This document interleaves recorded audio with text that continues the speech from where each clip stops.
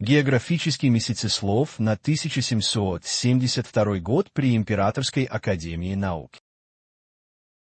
Крепость Моздок. Река Кистин. Кисты-ингушофы.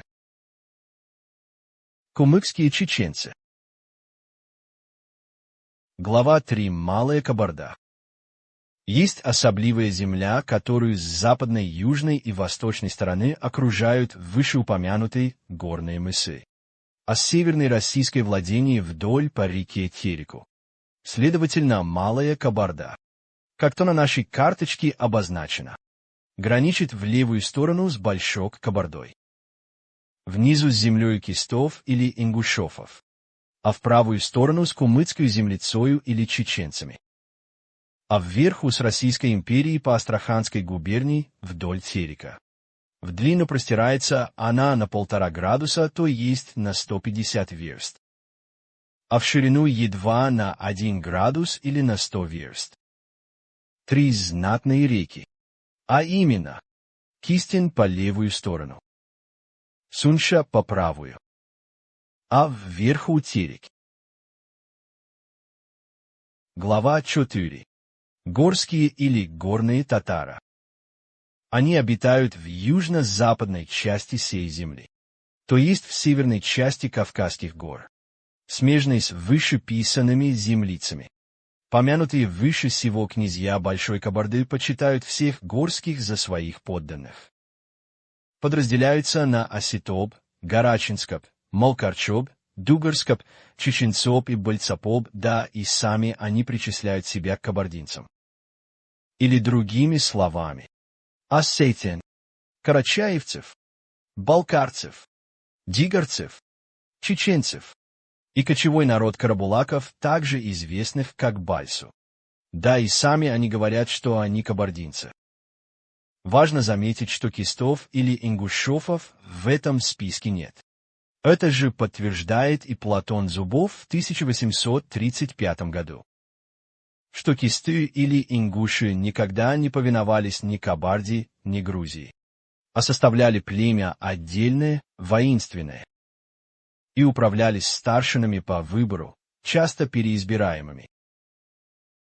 В Золотой Орде существовал обычай уходить от одного владетеля к другому владетелю, если первый был слишком жесток. Это сохранилось и в русской, и в самой Золотой Орде. Поэтому некоторые малые ордынские народы в определенные моменты времени можно было увидеть и под Кабардой, и под Кумыкией, и под Аварией, и под Россией, и снова под Аварией, и снова под Россией.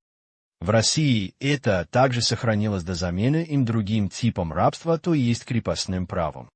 Например, выражение «вот тебе бабушка и Юрьев день» означало, когда рабы или холопы не могли покинуть одного владельца и перейти к другому, в кавычках более хорошему владельцу. Но вернемся снова на Кавказ 1772 года. Вообще, горские и кумыки по большей части суть кочевые народы, которые больше 2 или 3 лет не живут на одном месте, но от времени до времени оставляют свои хижины, отходят со своим скотом в другие страны и по прошествии нескольких лет возвращаются на прежние жилища. Жилище черкасского или кабардинского князька состоит в построенном без всякого украшения деревянном, а очень редко каменном доме, и в превеликом дворе, который окружен избушками, кибитками, его рабов и стойлами, и обыкновенно находится на какой-нибудь реке или речке. Такое жилище кабардинского князька называется их кабак, и вокруг его находится его деревня, в большем или в меньшем расстоянии, смотря по обширности его владения. В деревнях живут подданные отчасти в деревянных хижинах, а отчасти в кибитках, сделанных из белых или серых войлоков. Россия загадила умы ингушей, переврала ингушскую историю и изменила ингушские названия на ордынские, как, например, Тарское, Карабулак, Троицкое, Слепцовское, Урус-Мартан, Владикавказ, Грозный и так далее. Но у всех этих названий есть свои ингушские названия. Итак, в XVIII веке большинство народов Северного Кавказа – кочевники с жесткой формой правления, так называемой вертикалью власти. Какая же была власть у так называемого братского народа? Или народом, с которым у ингушей якобы общее прошлое? Была ли она демократией, как у ингушей? Первые из помянутых народов, а именно чеченцы, имеют над собой особливого хана из поколения Али-Салтана. Второй народ, то есть карабулаки, состоят отчасти под княжеской фамилией Алдамир называемую, а отчасти по кабардинским князям Пелет-Гиреям, который знатное местечко Гребенчук имеет в себе жилищем.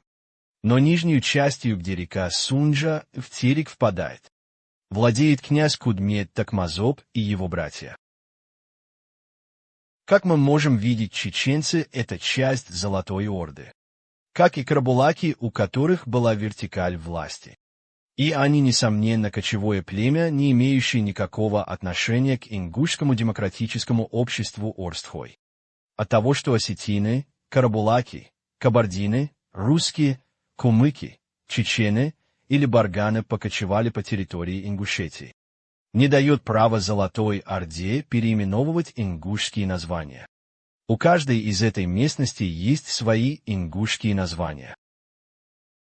Новый географический словарь Российского государства Екатерины II, 1789 год, страница 217. Чеченцы – народ, кочующий в Кавказском наместничестве около вершины реки Терека, самый беспокойный и вероломный, делающий нередко набеги на Грузию и другие соседственные им земли. В XVIII веке Тереком называли только определенную часть современного Терека. В горах реку называли ингушским названием Ламехи, при выходе из гор на равнине Арагви, а при омывании Кабарды или Черкесии их вассалов называли Тер-река или Терек. Заметим также, что Тер-рек берет свое начало в долинах Дзурдзукети, нынешнюю Кистете, орошает Чечню, Тарку, Ламехи, ныне Терек. У грузин Терги. Все течение этой реки по долине Хеви до земли черкесов-чеченцев называлось Арагви. Географический словарь Российского государства. 1801 год. Ингушевцы,